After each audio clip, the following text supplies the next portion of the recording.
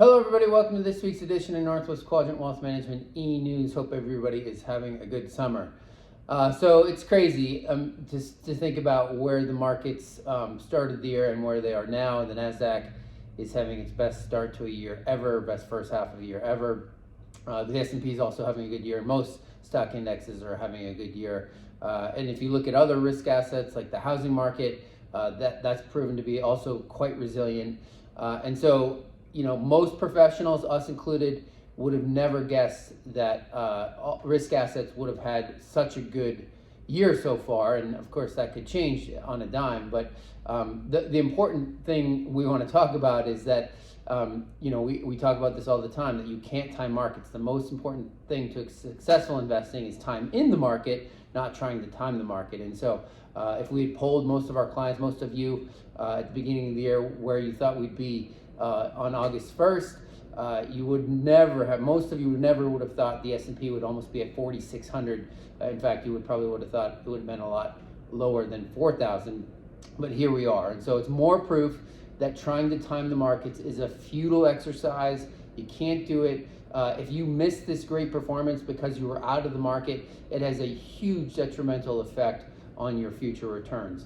The same has been true in the housing market, you know, et cetera, and all different risk assets. So it's time in markets that will prove to be successful. And you know, we're never going to try to time markets. You can give us all the excuses, who the president's going to be, or taxes, or any of those sort of things. But you know, markets always surprise in different directions, and it's just not us. If you look at most Wall Street strategists, where they thought we'd be at this point in the year, very few, if any, thought the market would be this good. And so markets continue to be resilient, and it's proof, I think, that the stimulus that was sent out by the government is going to have long-lasting effects. But Josh can talk about the fact that we still potentially could have a recession sometime next year, or the second half of this year could be tough.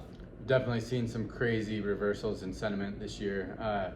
Remember, just 4 months ago, we were in the midst of the banking crisis, and those were some of the most panicked conversations that I think I've had, at least since September of last year. But the point is, everything's seemingly kind of precarious, but Wall Street itself and retail investors generally, as evidenced by what's going on with some of the rampant speculation and meme stocks again. You're seeing names like Tupperware up 60 or 70% in a day when they're on the verge of bankruptcy. All the stuff from 2021 is happening again. But the point is, you know, rate increases take 12 to 18 months on average to start feeling effect. And when you're looking at across the landscape, whether it's auto loans, home loans, people are using less. I mean, the higher cost of credit is ultimately influencing purchasing decisions. And while the economy may be less interest rate sensitive than it has been historically, predominantly because so many people loaded up on housing at really ultra low rates, and now they're not going to move, there's still, you know, a reasonable likelihood of a recession sometime in 2024. And so don't get too caught up in maybe the euphoria that we're seeing so far this summer. Remember, August and September are historically pretty rough months in markets, or at least they have been for the last few years. But again, sentiment has reversed very quickly, and the fear-greed pendulum has swung all the way back to greed. And we're seeing it as evidenced in client conversations and, you know, what's going on in markets. So just keep an even keel, and most importantly, stay invested.